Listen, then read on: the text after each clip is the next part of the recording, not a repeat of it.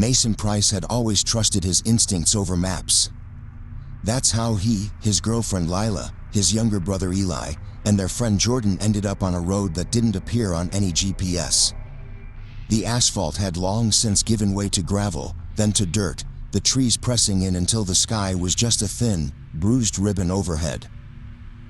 The air was thick and wet, smelling faintly of rot.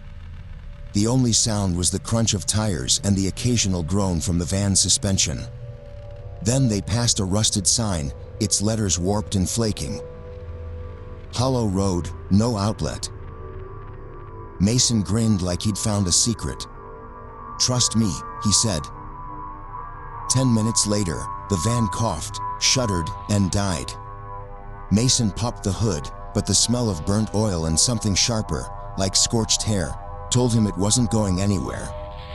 Lila suggested walking back, but Eli was staring into the trees. "There's a light," he said. It flickered deep in the woods, swaying like a lantern in a slow, deliberate rhythm. Mason shrugged. "Might be a house. Maybe they've got a phone." The path was narrow, the ground soft underfoot, as if something had been buried there recently. The deeper they went, the quieter it became. No wind, no insects, just the sound of their own breathing. The light drew them on until the trees opened into a clearing. The farmhouse squatted there like a carcass, its paint peeled to gray flesh, its porch sagging under the weight of years. From the eaves hung a string of animal skulls, their empty sockets turned toward the newcomers. Before Mason could knock, the door creaked open. A tall, gaunt woman with ash-colored hair smiled without warmth. "Car trouble?" she asked. Her voice was low, almost a purr, but there was something in it, a second tone, faint but wrong, like another voice speaking in unison. She introduced herself as Miss Ada and waved them inside. The air smelled of boiled meat and rust.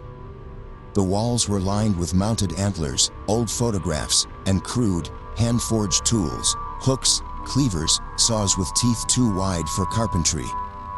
From the kitchen came a broad-shouldered man in a stained butcher's apron, his face hidden behind a welding mask. "My boy," Ada said. They were told to stay for supper while her boy looked at the van. The table was set with mismatched plates. The stew was thick and dark, with chunks of meat that didn't look like beef. Eli whispered that it tasted sweet, but Ada's sharp glance silenced him. Jordan noticed the photographs, not just family portraits, but Polaroids of strangers. Some smiled. Others looked terrified. In one, a man's hands were bound with rope. "Memories," Ada said. "We like to keep what's ours." Mason excused himself to check on the van. He didn't come back. Jordan went looking and found the back door ajar, leading to stairs that descended into darkness. The smell hit first, rotten rust, followed by the slow, wet sound of sawing. In the basement, lit by a single swinging bulb, Mason sat slumped in a chair, his head tilted at an impossible angle. The masked man stood over a table, his apron soaked, his gloved hands working methodically. Something on the table twitched.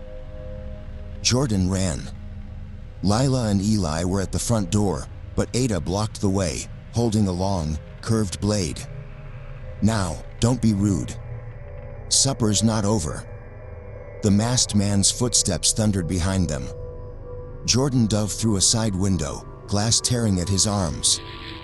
Somewhere behind, the chainsaw roared to life, not the clean purr of a store-bought tool, but a guttural, choking growl, like it was breathing. The forest was a maze. Lila screamed somewhere to the left, then silence. Eli stayed with Jordan, panting hard. They stumbled into a clearing with a corrugated metal shed. Inside were cages, some empty, some not. In one, a man sat hunched, eyes wide. "They don't let you go," he whispered. "They keep you until they need you." The masked man appeared in the doorway, dragging something heavy wrapped in burlap. The shape inside shifted. They slipped out through a loose panel in the back and ran until they saw the van. The keys were still in the ignition.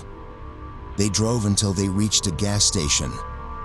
The clerk listened, then said, "That place. Ain't been anyone living there for 30 years. Burned down in '92. Whole family died inside." Jordan didn't sleep that night. Eli grew quieter, jumpier.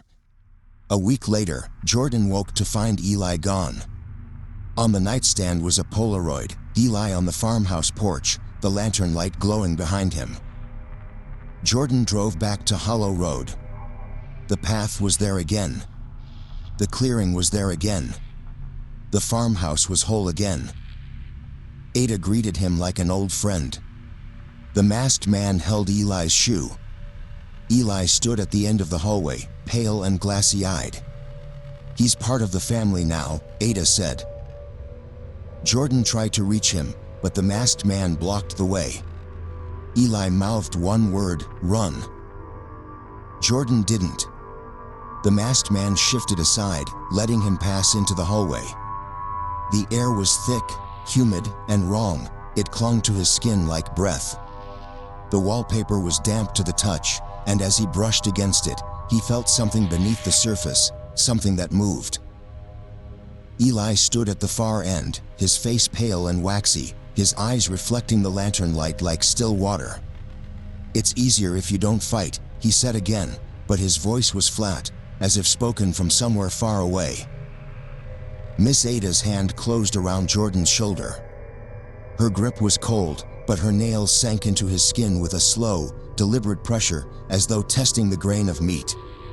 "You've been out there too long," she murmured. "We'll fix that." The masked man led them deeper into the house. The hallway narrowed until the walls pressed close, the ceiling lowering until Jordan had to stoop. The smell grew stronger, copper and rot, layered with something sweet, like fruit left to liquefy in the sun. They emerged into a room lit by a single, swinging bulb. The floor was bare earth, dark and wet. Hooks hung from the rafters, some empty, some holding shapes wrapped in burlap that twitched faintly. In the corner, a wooden chair waited. Its arms were fitted with leather straps, the seat stained black. The masked man gestured. Jordan sat.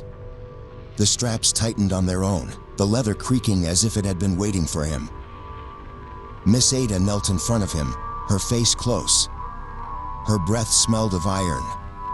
"We keep what's ours," she said again, and this time Jordan felt it, something cold and slick sliding under his skin at the base of his neck, burrowing upward.